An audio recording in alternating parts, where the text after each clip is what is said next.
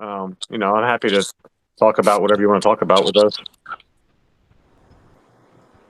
Most likely all of them, because we know nothing about bootlegs. So you'll be. It's probably better that you don't. Honestly, it's a rabbit hole, dude.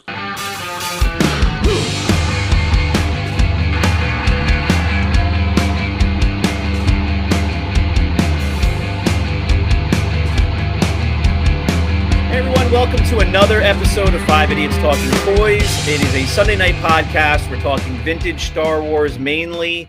Everybody's here tonight. John's here, Charles is here, Christopher, Brandon, and we are going to have a special guest in a few minutes as well that we're all excited about. Let's just jump right in. Let's remind everybody to subscribe to the channel. Please like this video and comment. Let us know what you thought. Let us know what you think about the topics that we talk about tonight.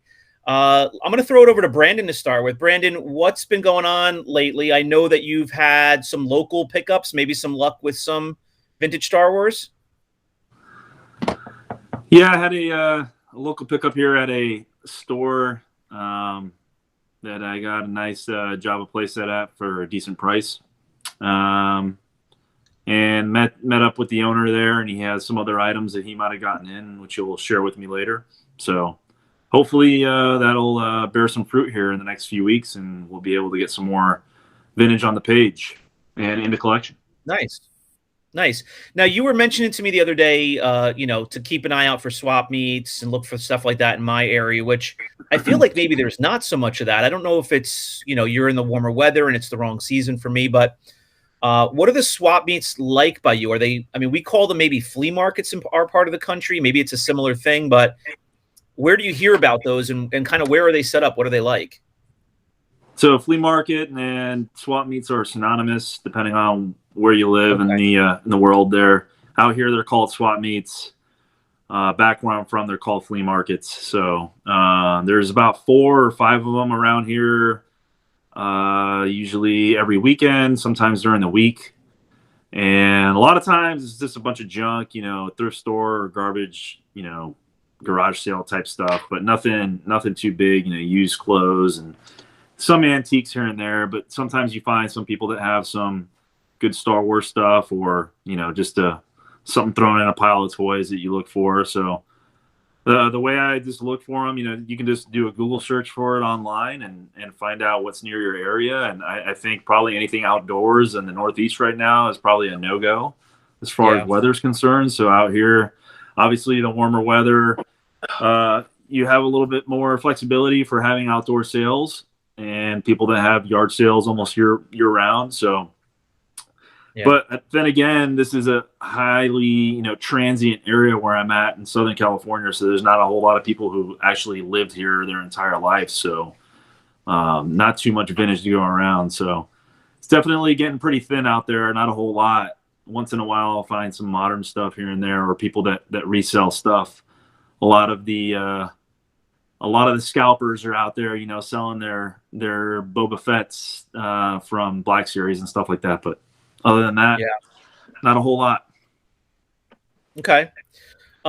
John, you're in, a warmer climate than Chris and Charles and I, so it's not totally off season for you. Do you have anything like that in your area? Are there any, flea markets, swap meets, places where you can go where there might be people, vendors with tables or people just selling their old stuff? Yeah, we do have we have an indoor-outdoor flea market that's pretty popular around here. I found some stuff there before. I think I found a Millennium Falcon there. A couple guys have some loose vintage figures with no weapons, no accessories. But we do have a lot of antique stores, and they have some stuff sometimes. But yeah, I've been to the flea markets around here. Most of it is just kind of, it's either you can get like new stuff, modern stuff, or you can get a goat, or you can get some of that Mexican street corn in the cup, but not a whole lot of vintage. You mean an actual goat, not like a Tom Brady, like a goat? No, like you can buy goats and chickens and stuff like that. I mean, they're actual like flea markets, with the where you can buy livestock. Yeah. Okay, Charles, where do you get your livestock? Do you get your goats? Are they local to you, or? I get my livestock either at Wendy's or I go to McDonald's. But not to go back in time, but John said that he loves the pizza where he is, and he could buy a goat in the same town. Probably not. Yeah, but not a whole lot of flea markets are open except for the indoor flea markets right now. The outdoor flea markets are, we've had 20 degree weather for the past, week or two. So the outdoor flea markets are out, and that's usually where the goats are. But we do live in an agricultural area around here. So, yeah, goats and chickens are, and there's my cat again. Jeez. Goats and chickens are big, in this area at flea markets. I'm in a weird spot in New Jersey. Like, I'm on the cusp of like where there's some farmland west of me. I'm like in the center top of New Jersey. There's people that live like 25 minutes from me. There's probably people who have never seen a horse in their life. And I have like a horse, stable like down the street from me. And my next door neighbor across the street randomly has a chicken coop in her backyard just because she likes eggs and wants pet chickens. Like, we don't normally have chickens in this area, but it's not crazy that there's signs on the side of the road, for eggs, $4 a dozen or something. But yeah, I know what you're talking about. Garage. What's that? I have a neighbor who keeps chickens in his garage. Yeah. So I have friends who live so close, and when they come up, to my house, they're like, "Where the hell am I? Is this like, am I in Kansas or something?" Christopher, what's been going on with you lately? Any good finds? Any fun unboxings or collections coming in? No, nothing really right now. I haven't really been buying anything. Can't really find anything. We don't have swap meets and flea markets by us, at least not that I ever see. And I don't even know where they even advertise it if they did, because I don't see anything around here. I know there's a big one in the tri-state area in the summertime at the Meadowlands, which is where Giants, the Giants and the Jets play, Giant Stadium. And I haven't been there in a long time, but it was mostly just crap, just like leftover garage sale stuff or chintzy stuff that vendors are selling. Yeah, they actually had a lot of action figure graded T-shirts hanging there last time I went. That's a dig to John Rula. Is that a hit at our guest tonight? I was going to share real quick, and I think John Rula, who is our guest tonight, I think he's going to be on in just a moment. We talk about like, have you gotten anything nice in? And I haven't gotten anything in a while, but I was going to share a couple of things that I got in recently. Got my first tri-logo Boshin, and that was from another member of the IC who's also a Bosch collector. He passed one on, and so I'm happy to have this. I didn't have one before. So it's 79 back tri-logo. That was fun to get. That's actually like that's a hard tri-logo to find too. Like, you don't find her. Yeah. I saw someone post one for sale just a day or two ago, and there was already a lot of activity on it. People are bidding it up, but I hadn't seen many. I've only seen maybe like 3 for sale as long as I've been collecting vintage for which is a year or two now. Another one that I opened just tonight. This is the last figure I did not have. I know this is like old hat to you guys and maybe not as exciting, but my first pop-up R2, this was the very last original vintage figure that I didn't have. It's funny just having it in I'd never seen one in person, honestly. It's really weird to be doing a vintage Star Wars show and there was one single figure that I don't think I've ever held. So I didn't realize how the mechanism worked for the lightsaber. It sounds super novice to say, but I kind of thought it was a spring inside. It's not. It's like this mechanism like where it just kind of clicks up and down, right? Yeah, there's a track in there where it just, if you look super at the bottom cool. Of it, who's super cool. Whoever came up with that, how it can raise and lower. But I was, it's not a mint figure. It's got some yellow, it's got some wear, but it's not bad. And I was super excited to get this in. This is the last figure I was missing. And but the good pro saber too. Just so you know. Say that again. That's a reproduction saber. Is it? Yeah. Are you joking with me, or is it really? I can't see anything. Because I have a real saber. I bought this for the figure. Well, and I have a real saber. So one of the 2 sabers is going to go. But the most expensive part of the figure is the saber. Yeah. So as long as it's good, you can just upgrade the figure like down the road. It doesn't matter. Yeah. Yeah. I wanted to get a decent figure in, and I've seen some that are real busted. The stickers are awful, and I've held off because there's no point in me adding a really busted figure, but I got a nice figure to start with because I had a saber that came in an accessory lot. But in any case, I'm glad to add that. I can upgrade. The last thing I was going to show you guys is this graded boba I got in. It's still in the plastic, but it's a Taiwan. It's an 80+. It does not have a V5 in there, which is kind of sad because I have a V5. I just can't get it in there, right? But so they do grade it without a V5. I guess so. This is AFA. Oh yeah, most of them have a regular like blaster with it. Right, So, right. Like the most of V5 them- grading is newer. Yeah. Yeah. Now try to sell that thing. No one wants it. Well, it's a Taiwan. I mean, that's it. It doesn't have any other specs to it, but it's an 80+. The figure itself is really nice. The paint is. What made really you buy nice. a graded piece? I was watching a live auction, honestly, and it was one of those things where, in fact, one of you guys might have been watching it with me or been aware of it that night. But I was watching it, and he put it up, and it was kind of an exciting piece, and it was getting no action. And there was some 30-some people in the auction, and so I threw up a bid at his minimum, his starting, and I was the only one who bid, and I won it for the starting bid. So it wasn't like a planned out thing, but a Taiwan boba graded for a good price, I'm all about it. So it's been right on my desk, right in front of me every day while I work, and that's been fun to have.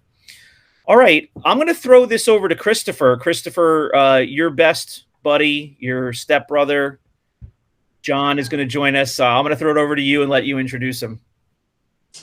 Yeah, well, today our guest is none other than John Rula, the action figure grader. We wanted to have an episode about bootlegs, and who better yet to ask than John about some bootleg knowledge. So, welcome to the show, John. Gentlemen, thank you for having me on. And I always have this caveat when I start talking about bootlegs. I know nothing compared to a lot of the big names in the community for bootlegs. I'm a relative novice on them. So anyone watching this episode is over. John knows nothing. Anyone watching it, just take what I say with a grain of salt, because I'm going to screw something up. I guarantee you. But you know a lot more than the five of us know, so that's why. Well, the other thing I'll say is that we had the mother-in-law last night watch our twins, our 9-year-old twins. So my wife and I got to go out last night, and we definitely had a swap meet, if you know what I'm saying. Easy. So there you go. Family show. Anyway, back to the subject of bootlegs. How's everyone doing tonight? Good. Thanks for joining us, John. Happy to see you again. Hey, John. Hey, thanks for joining us. Am I remembering correctly? Was John our very first guest? That's right? That's right. And you wonder why your channel's struggling. Jeez. Well, I hear we've actually gotten to 1,000 faster than you. That's our one feather in our cap. Like twice as or 3 times as fast as me. Which is awesome, and it's well deserved. By the way, congratulations on that. It's really awesome. Thank you. Shane doesn't even I watch. feel like it's slow. We're so antsy and whatnot, but we heard through the grapevine that you said it was pretty good. It's awesome. I play it all day. I was telling Chris I had to do taxes this week, and I literally just play it on autoplay for like 5 or 6 hours a day. Got to get your watch hours up, you know. We would have more watch hours if Shane actually watched our show. Yeah, Shane doesn't watch our show. He doesn't watch his own show. John, do you go back and watch your episodes? I mean, it's different than us. I mean, we're 5 guys, but you don't. They joke with me that I don't watch every. I mean, I do ultimately watch every episode, but I got to the point recently where I was a good 3 weeks behind. And if I put it on while I'm working, I'm too distracted. I can't work. So they make fun of me that I don't watch our own show, but I say, I was there. I know what happened.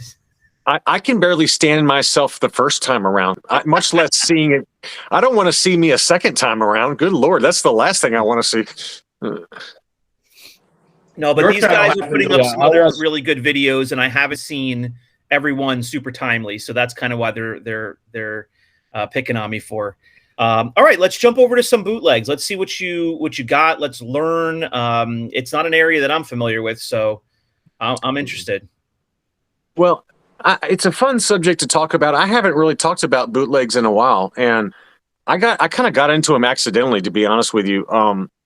And part of it was I wanted something kind of different, and I fell into with the bootleg community when I was first getting cleaned up, getting sober, and so a lot of my friends in the bootleg community kind of welcomed me in and kind of helped me get the lay of the land and taught me a lot. And then once I found out Collector Archive Services started would grade bootlegs, that's what really got me interested, because I'm obviously a graded collector. So I started I spent probably the first 2 or 3 years buying very few of them and really just learning and learning from a lot of the experts in the bootleg community on Facebook, and it's a very thriving community. It's a very large group and very welcoming and much less insular and protective about their territory than some. There's not quite as much ego I've found within that community as in some. So it was very welcoming to me, who's a novice. And bootlegs, for those that are watching and maybe don't, and stop me with questions, obviously, but for those that don't know, what I define is that there's bootlegs and then there's knockoffs, right? And bootlegs, to me, vintage ones anyway, from the 1980s and into the 1990s, and there's even some in the 2000s that are very collectible. It's really, bootlegs were created in countries where the license figures were either not allowed because of politics, such as in Poland and Russia because of the Cold War, or the population was too poor to be able to afford the license figures for the most part. Mexico is a good example. Although they had Lily Letty's, most of the population was too poor. They couldn't afford those. So there was a thriving bootleg community within Mexico, Turkey, a lot of South America, even in Europe, like in Spain. Hungary had a lot of different bootlegs.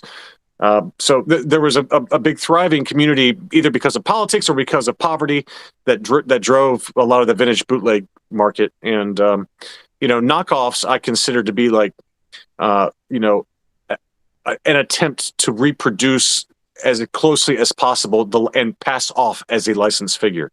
And while there are some collectible vintage knockoffs within the bootleg community, it's a totally different kind of animal versus like a true bootleg where the licensed figures were not allowed. And I hope that makes sense for my very broad definition. The squid head that you have, John, the one that was given out as like a party favor? Yeah, it's right here. Now, is that an actual bootleg or is that like a knockoff? No, so it's a good question, Chris, but this is not really attempting too much to be an exact replica, right? Because it's white and it's just very crude and and kind of rudimentary. But yeah, so this is an item that was given out as party favors to kids in the 1980s in Mexico.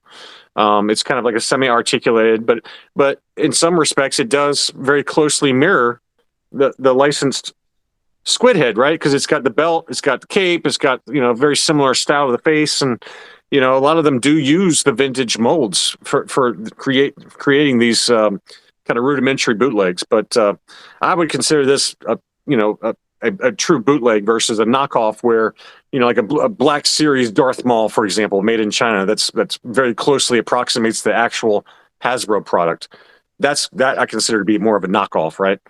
I own about 7 or 8 bootlegs, and I think all 7 or 8 came from you, because I don't know what they are, what's real, what's not. So unless you come across one and offer it to me, I have no idea. It's like I said, I don't think I spent maybe more than maybe $100-200 over the course of about a year or 2 years as I kind of learned stuff. And I stuck with the very easy ones to differentiate as true bootlegs, like Polish bootlegs. There's a very large community of those, and they were very widely produced in Poland from the 1985. There were some in the early 80s, but they're very rare and very expensive. But most of the first generation ones kind of in the mid 1980s. There was a second generation that kind of came out in 1990ish, and then the third generation all the way up to 1995. So you can get very mint examples that were produced as late as 1995, and they're very easy to spot as legitimate. And there's a book that has been written on it. There's a second edition coming out now. So it's a very a good one to start with for beginners because you're less likely to buy a custom modern knockoff like you would for a lot of the Mexican bootlegs, where it's very, very difficult to tell apart a modern knockoff that was just created in somebody's garage 2 weeks ago versus a true 1980s bootleg that that maybe you wouldn't be able to tell a difference for. So, but it's go ahead, Charles. Sorry. Where in the country were like most of them made? I Well, know that's a good question. multiple countries, but like where were most of them made?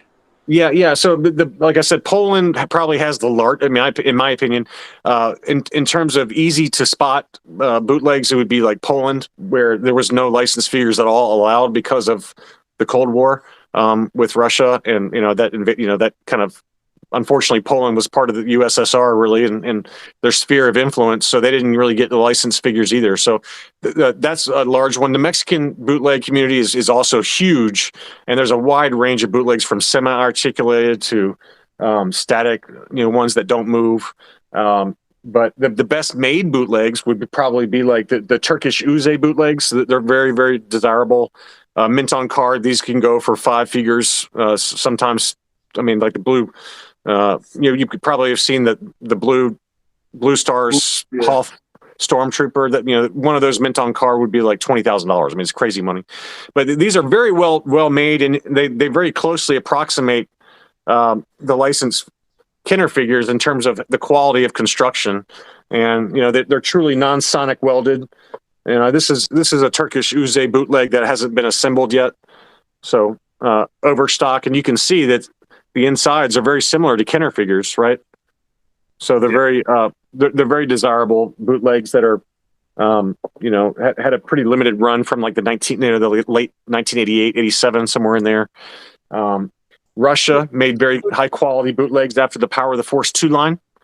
So this is the Bosk that was produced by a company called Ortet Limited. These came out kind of in the, I'd say, early 2000s.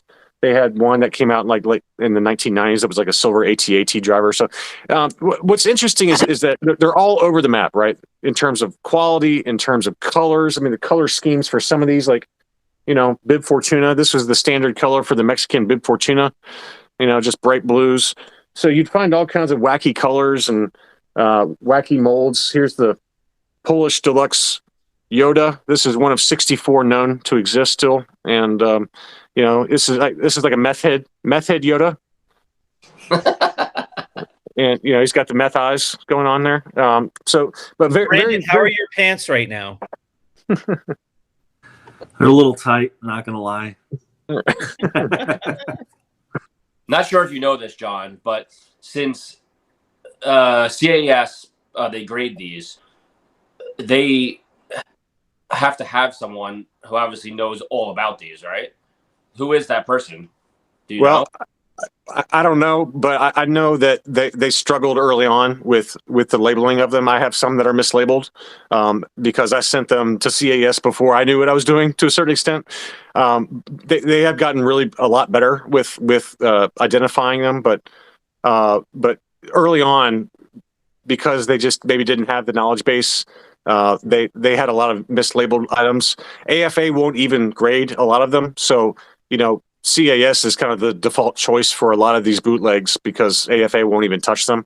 UKG is also very active in grading of bootlegs, which is nice, but they too often make mistakes.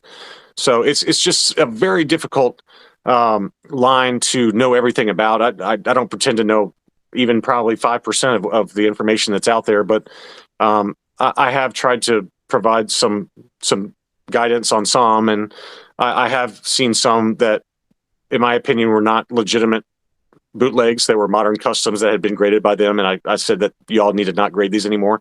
And that's just my, was my personal opinion, but it was backed up by the experts within the bootleg community that said that's there's no evidence that was a true 1980s bootleg, that kind of thing.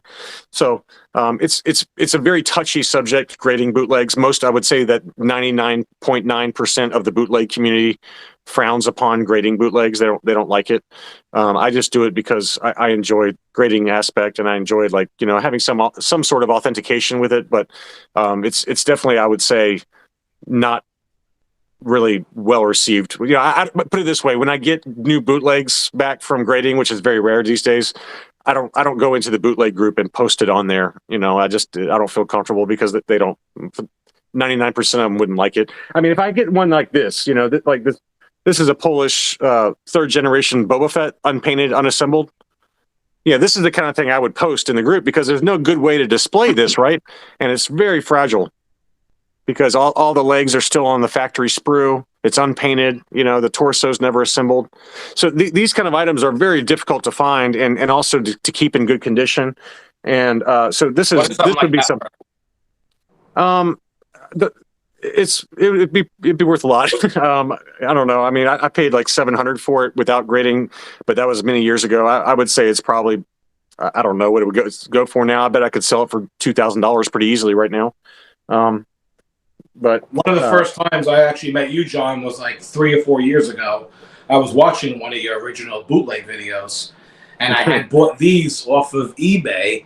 And I don't know if you remember, but I actually reached out to you. It was one of the first conversations we had to ask you if these were actually real, because I think I paid $20, for them. And the figures, I believe you said, were real, but the car backs were fake. That's correct. Yeah. There was a guy that was basically recarding them with. He said that they were overstock cards, but I know the guy that got all the overstock, and he said that's BS. So there's a lot of that goes on where actual legitimate bootlegs might get repackaged with fake packaging.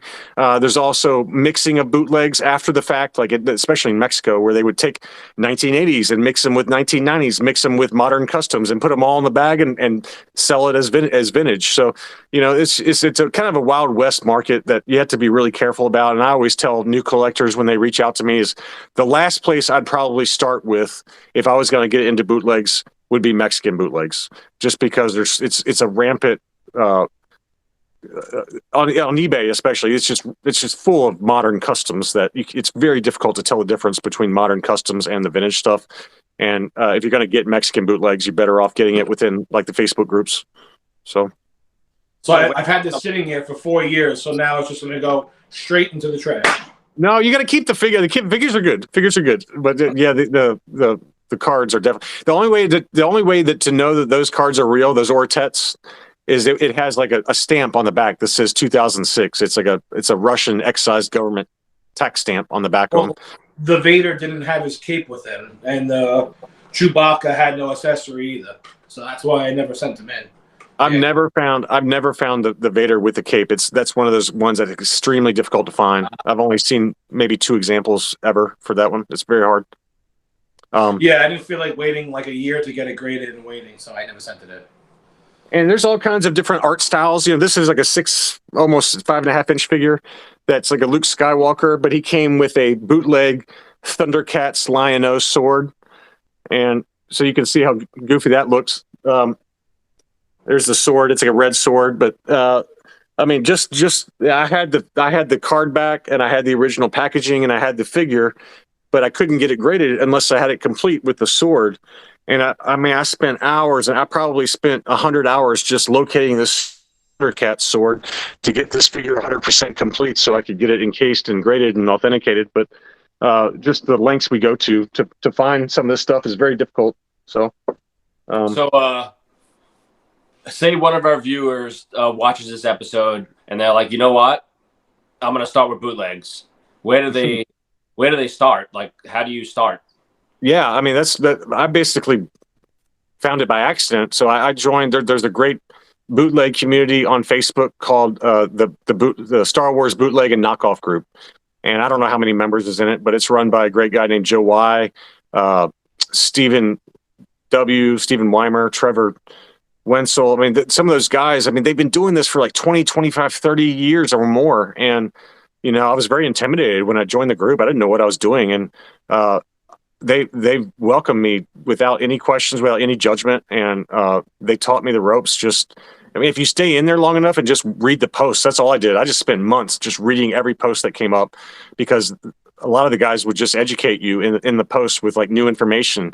Every single month, something new comes up about bootlegs that we didn't know from the 1980s. That's how complicated of of a subject it is that you can still find out new information. You know, with the Kinners, right? You don't really, the licensed Kinner stuff, you don't really find out that much new information, right? It's just not that much. I'll let you find out that there's a short V. You know, oh God, don't start. Just don't start with me. You know, after 40 years, a short V comes out, so that was brand new, and that was shocking all over the world. We're gonna do this now? Is this what we're doing? We're doing this now? Is that's all right? Back to bootlegs. Back to the bootlegs. All right, everyone, that's going to do it for part 1 of our bootleg episode with John Rula, the action figure grader. Thank you very much for joining us this week. Please remember to like this video, subscribe to the channel so that you can follow us weekly. We have new content throughout the week, every week. Hit that bell icon to be notified of new content as it comes out, and you can watch it the day of. And please comment in the comment section below. Let us know what you thought about this episode.